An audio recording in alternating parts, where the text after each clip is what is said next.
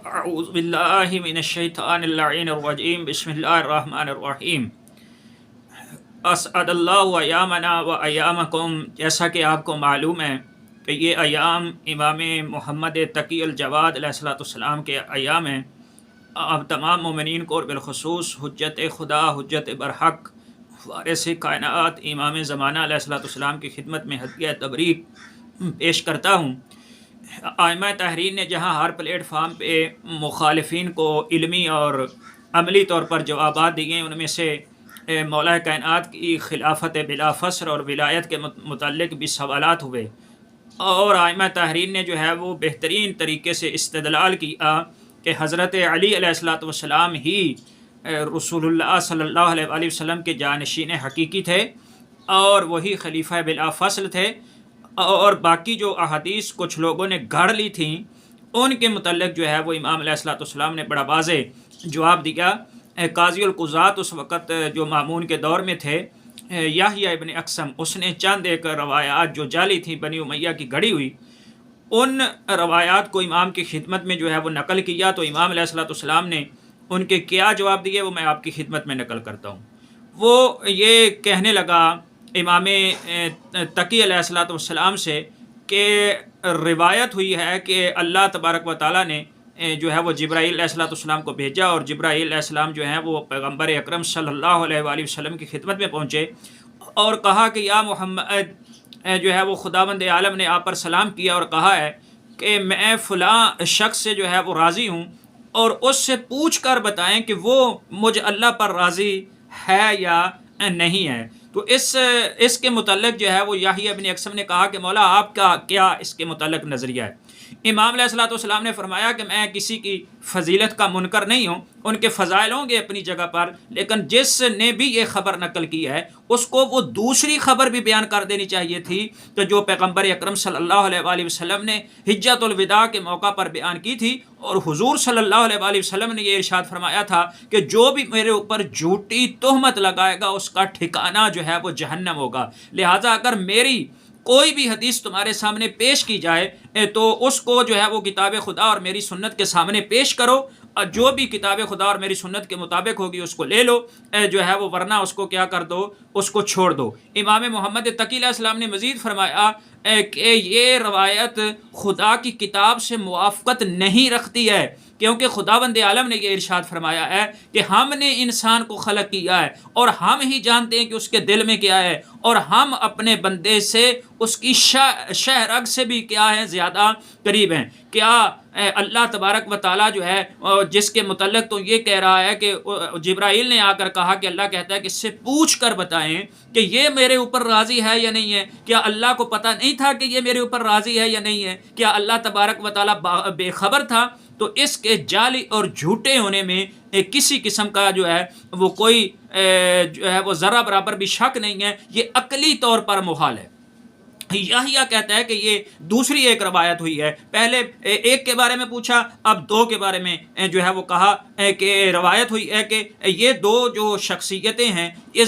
زمین پر جو ہے وہ جبرائیل اور میکائیل کی طرح ہے۔ آپ علیہ السلام نے فرمایا اس حدیث کے اندر ذرا غور و فکر کرو تو تمہیں سمجھ لگ جائے گی کہ یہ حدیث کس قدر جھوٹی اور جعلی ہے، کیونکہ جبرائیل اور میکائیل خداوند عالم کی بارگاہ میں مقرب ترین دو فرشتے ہیں، اور ان دونوں نے کبھی بھی ان سے کبھی کوئی گناہ سرزد نہیں ہوا ہے۔ وہ حالانکہ یہ دونوں شخصیتیں جن کے بارے میں تم جبرائیل اور میکائیل سے جن کو ملا رہے ہو، یہ زندگی کا بیشتر حصہ ان کا شرک کے اندر اور بت پرستی کے اندر جو ہے وہ ان کا گزرا ہے۔ تو کس طرح وہ لوگ جو ہے وہ اگرچہ جو ہے وہ ظاہری طور پر مسلمان بعد میں ہو گئے تھے، لیکن جن کا اس زندگی کا اکثر حصہ شرک و بت پرستی میں گزرا ہو، وہ جبرائیل اور میکائیل سید الملائکہ جو ہیں وہ ان جیسے جو ہے وہ کس طرح ہو سکتے ہیں؟ ہاں، یہ فقط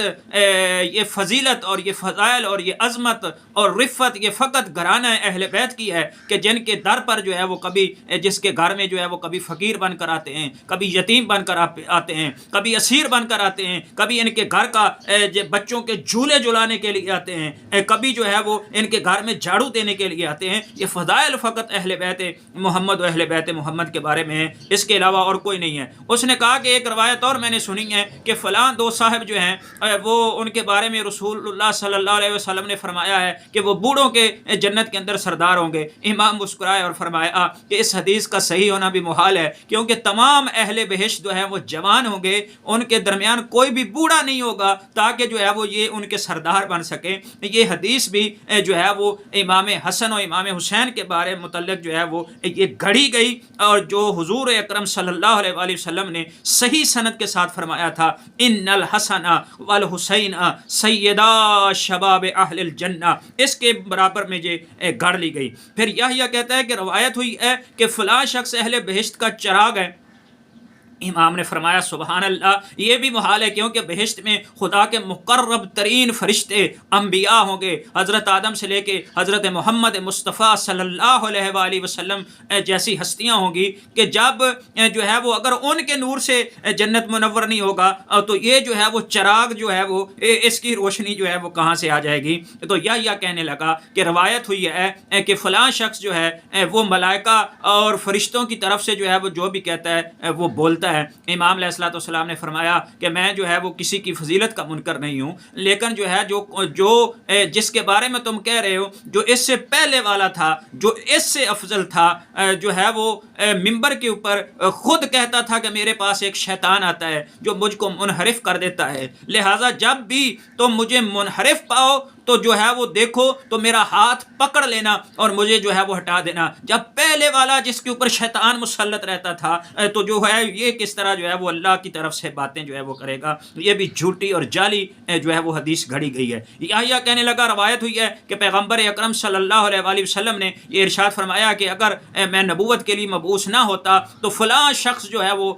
نبوت کے لیے مبعوث ہوتا۔ امام علیہ الصلوۃ والسلام نے ارشاد فرمایا یقیناً کتاب خدا قرآن مجید اس حدیث سے زیادہ سچی اور صحیح ہے، اور جس طرح کی تم لوگوں نے یہ گھڑ لی ہے اپنی طرف سے، چونکہ خداوند عالم نے یہ ارشاد فرمایا ہے اپنی کتاب کے اندر وَإِذْ أَخَذْنَا مِنَ النَّبِيِّينَ مِيثَاقَهُمْ وَمِنْكَ وَمِن نُوحٍ وَإِبْرَاهِيمَ وَمُوسَىٰ وَعِيسَىٰ وَابْنَ مَرْيَمَ وَأَخَذْنَا مِنْهُم مِّيثَاقًا غَلِيظًا۔ امام علیہ الصلوۃ والسلام نے کہا کہ یہ جو ہے وہ خداوند عالم نے اپنے انبیاء سے عہد و پیمان جو ہے وہ لیا تھا، پھر کس طرح ممکن ہے وہ اپنے عہد و پیمان سے جو ہے وہ اللہ تبارک و تعالیٰ جو ہے اس اپنے عہد و پیمان کو بدل دیتا؟ یہ کس طرح ممکن ہے؟ انبیاء میں سے کسی ایک نبی نے ذرہ سی دیر کے لیے بھی جو ہے وہ شرک کو اختیار نہیں کیا ہے، ان سے کبھی کو گناہ کبیرہ صغیرہ سرزد نہیں ہوئے ہیں، تو وہ کس طرح جو ہے وہ ممکن ہے کہ ایک جو ہے وہ زندگی کے اکثر حصے میں بت پرست رہا ہو اور ایسا مشرک اور بت پرست کو جو ہے وہ اللہ تبارک و تعالیٰ اپنی نبوت عطا فرما دے؟ یہ کس طرح ممکن ہے؟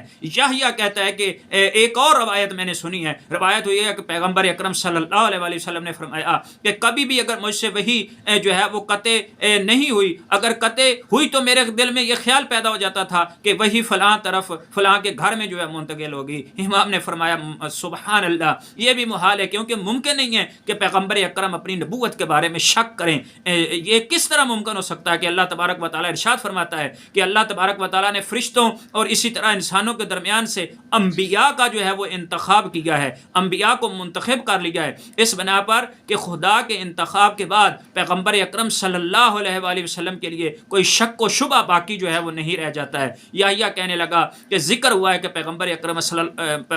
صلی اللہ علیہ وآلہ وسلم نے یہ ارشاد فرمایا ہے کہ اگر عذاب نازل ہوتا تو فلاں شخص کے علاوہ ہوتا، یعنی اس کو نجات مل جاتی، باقیوں کو جو ہے وہ ان کے اوپر عذاب نازل ہو جاتا۔ تو امام علیہ الصلوۃ والسلام نے یہ ارشاد فرمایا یہ بھی محال ہے، چونکہ حضور اکرم صلی اللہ علیہ وآلہ وسلم سے اللہ تبارک و تعالیٰ نے جو ہے وہ یہ وعدہ کیا ہے، اور حضور اکرم صلی اللہ علیہ وآلہ وسلم کو واضح طور پر اللہ تبارک و تعالیٰ نے یہ کہا تھا وَمَا كَانَ اللَّهُ لِيُعَذِّبَهُمْ وَأَنْتَ فِيهِمْ، میں اس وقت تک عذاب نازل نہیں کروں گا جب تک آپ ان کے درمیان ہیں۔ وَمَا كَانَ اللَّهُ مُعَذِّبَهُمْ وَهُمْ يَسْتَغْفِرُونَ، سورہ انفال آیت نمبر 33 کے اندر جو ہے وہ اللہ نے واضح فرما دیا تھا، تو پھر کس طرح جو ہے وہ یہ ممکن تھا۔ ان روایتوں کے جھوٹ کے علاوہ جو ہے وہ اور کسی طرح کا اس کے علاوہ اور ان چیزوں میں کوئی چیز بھی نہیں ہے۔ اسی طرح جو ہے وہ کہنے لگا کہ